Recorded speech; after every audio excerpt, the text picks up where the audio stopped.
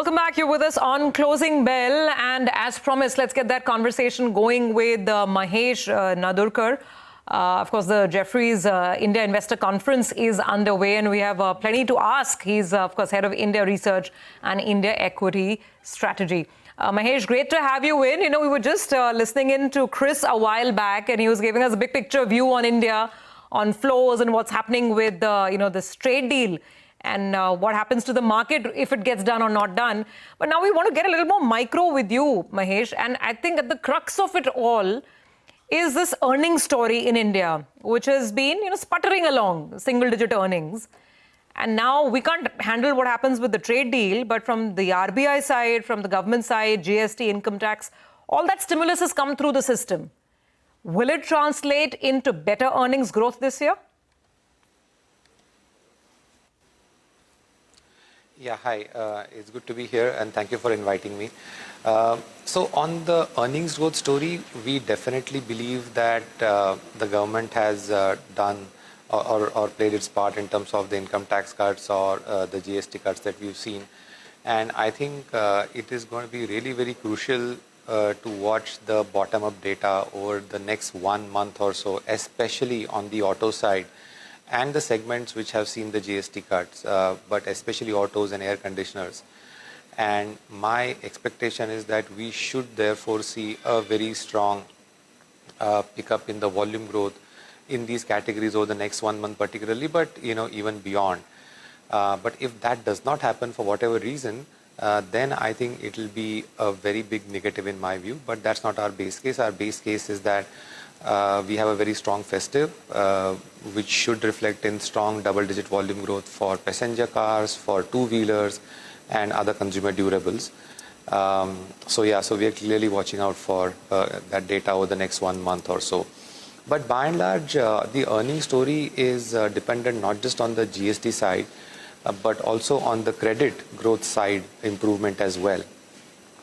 So there, what we believe is that over the last 6 months, the Reserve Bank of India has taken a variety of measures such as cutting the interest rates, cutting the CRR, reducing the risk weights on consumer loans, etc.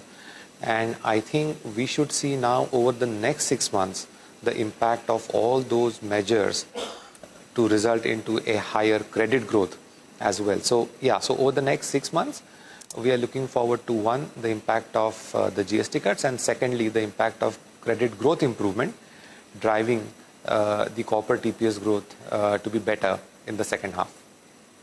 So headline EPS growth should be in double digit, Mahesh, at least for the second half of the year. And for the full year, what are you expecting now, FY26?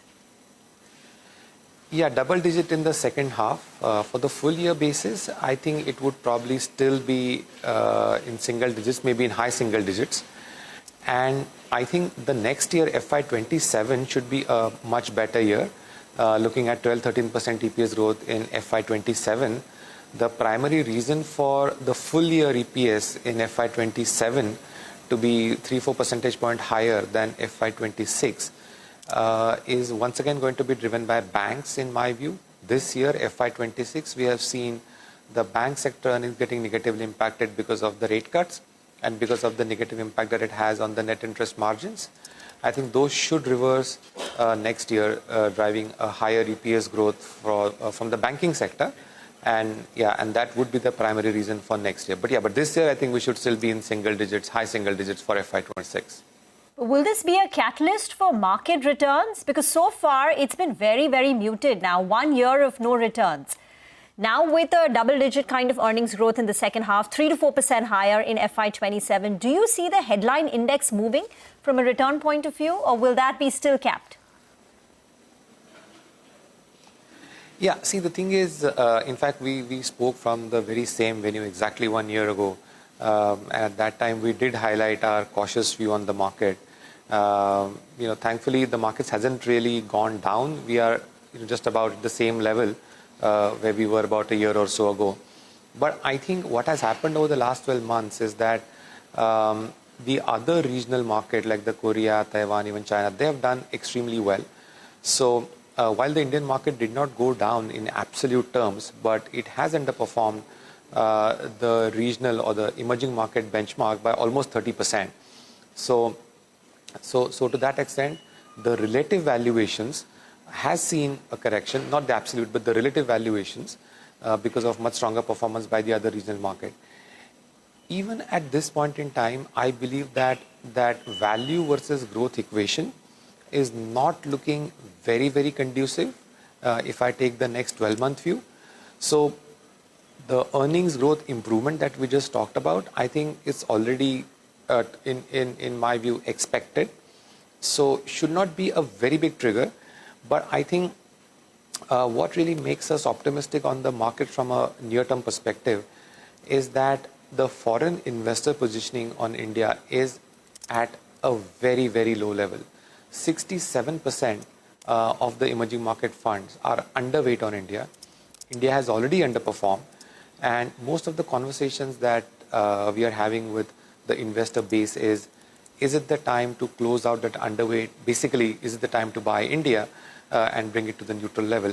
And we need a trigger for that to actually unfold. And my sense is that a potential improvement in the India-US trade relations can be that one big trigger. If that were to happen, we should see a decent spike in the market. And we know that, sometimes these things, they have a domino effect, right? The moment the first trickle of money starts coming in, then others start following, and suddenly it's a gush. So when it happens, these things usually happen with momentum. Okay, so the resolution of the India-US trade impasse, that could be one trigger. What else? What are the other conversations around you at the conference? It's only day one, I think, today, Mahesh. One piece is IT, and I know that you guys are underweight on IT, large cap IT services. But the market is trying to seek out new themes, and some of them are very small companies, mid-cap or even small-cap companies. But there's a bit of a digital play or maybe a tiny hint of a platform play. We don't have too much of that here in India. Then you have the consumer tech companies, of course, whether it's platform or, the Swiggies and Zomatos of the world. How are you looking at that missing link in the India equity story? No, that's a very fair question, Surbhi. So, in fact, that is one of the key reasons why the North Asian markets have done so well and Indian market hasn't really done that well. The primary reason, as what you said, for the global investors, the key investment theme for last 12 months or maybe even last 24 months has been the rise of AI. And as you mentioned, in India, we don't really have many large cap names that are actually a play on the AI theme. So yes, there are some small cap and mid caps that you can find, but no large caps as such. And that's one of the key reasons. So I feel that so long as AI remains the most dominant theme for global investors, which is the case right now, it is difficult for the Indian markets to outperform the other regional markets. And so, in fact, in many ways, India is also seen as a country or the economy where there could be a possible negative impact coming through the IT services sector. And that's why we have an underweight on IT services. Do you expect, clearly you have an underweight, so you don't expect anything spectacular from legacy IT services companies. But, in best case, will they remain neutral or could they provide a downside drag if IT earnings start really tapering off in the next couple of months? What's your base case? Yeah, see, the thing is, I do believe that from a 12-month standpoint, it should be an underweight sector. See, in between there can be some short-term trading rallies because of investor positioning and because of maybe some positive news coming here and there. But my sense is that the best way to play the IT story is actually some of the mid caps and small cap names which are actually driving a much higher growth. Many of the large cap IT names are growing in that single digit zone at this point in time. But some of the mid caps and small caps, as I said, are growing in like double digits. And although they're trading at higher multiples, but I think the investors and the market is right now willing to pay that higher P multiple for the visibility on growth that we are likely to see from some of these mid cap ideas. So I would continue to be underweight on the large cap names. and the sector as a whole. But yeah, some selective mid-caps ideas can be looked at. Got that. Mahesh, you said same time last year, you were cautious in the markets. It played out well. We didn't do anything, sideways. At this moment, if you had to characterize how you feel about Indian markets in one word, what would it be for the next 12 months? Short-term positive because of, as I mentioned, the investor positioning, the foreign investor positioning in India is very, very weak. So any small positive or any positive like the trade deal can actually drive the markets up in a big way. But beyond that, difficult to see many long-term triggers till the time the valuation versus growth equation improves. And I think it's a healthy consolidation phase, in my view, which is something that Chris has also, mentioned about.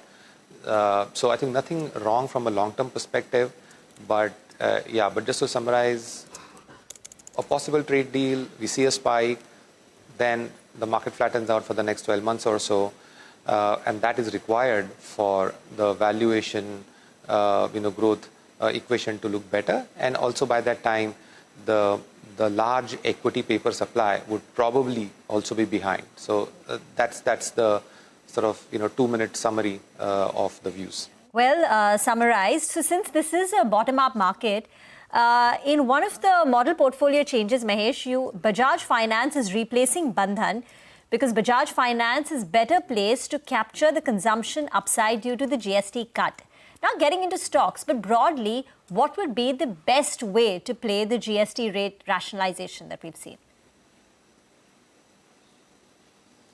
Yeah, so I definitely believe that the segments that have seen the GST cut, which is the two-wheelers, four-wheelers, cement, some FMCG names, and also some other consumer durables like AC. So those are the 5-6 categories which have generally seen the benefit, from the recent government move. The best way to play that from the stock market perspective, I would say cement is a very strong idea, very high conviction idea from our side. It's not just the beneficiary of GST, but I think that sector is also going to be a beneficiary of normalization of the pricing trajectory that we've been seeing. We believe that the current cement pricing and profitability is significantly below what the historical range is. It needs to correct in a big way. The GST rationalization only helps that. So cement is definitely one of the strongest ideas in my view to play the GST story. The second sector that I would say is two-wheelers. Once again, a very clean story in the sense that the volumes for the industry as a whole are still at about FY19, which is the pre-COVID levels. So there's a lot of pent-up demand. And my sense is that you will definitely see some volume recovery on the back of GST. Here, the only point that I will make is that I would rather play this story with some of the companies which are gaining market share as well. But two-wheeler industry as a whole also looks quite good, but one can take a more selective bet within that.